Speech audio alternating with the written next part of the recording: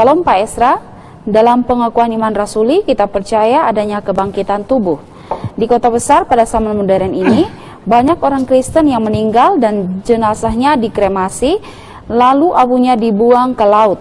Apakah mereka juga mengalami kebangkitan tubuh saat Yesus datang pada hari kiamat? Mohon penjelasannya. Ya, Alkitab berbicara tentang kebangkitan orang mati di akhir zaman, dan kebangkitan orang mati di akhir zaman itu berlaku bagi semua manusia.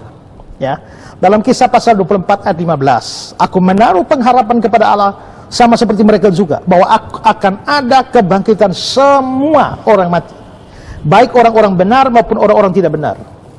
Jadi orang jahat atau orang benar, orang percaya tetap bangkit semua. Daniel 12 ayat 2, dan banyak dari antara orang-orang yang telah tidur di dalam debu tanah, itu maksudnya mati, akan bangun, itu bangkit. Sebagian untuk mendapat hidup kekal, sebagian untuk mengalami kehinaan dan kengerian kekal. Berarti dari dua ayat ini maka semua manusia itu akan bangkit. Tidak bisa ada manusia yang tidak bangkit.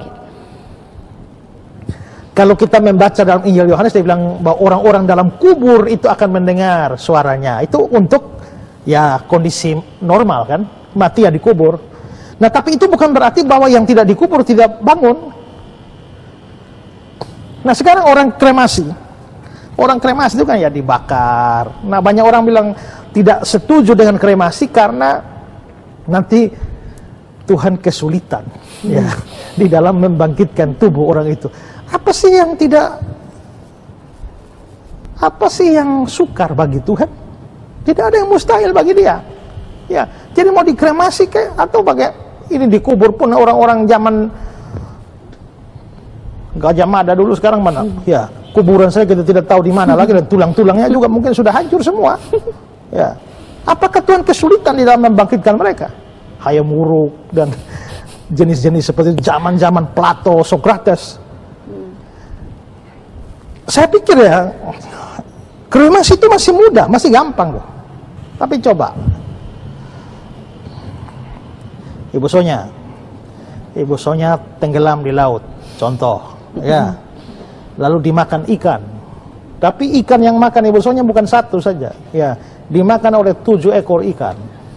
Lalu 7 ekor ikan ini ditangkap oleh Pak Nelayan.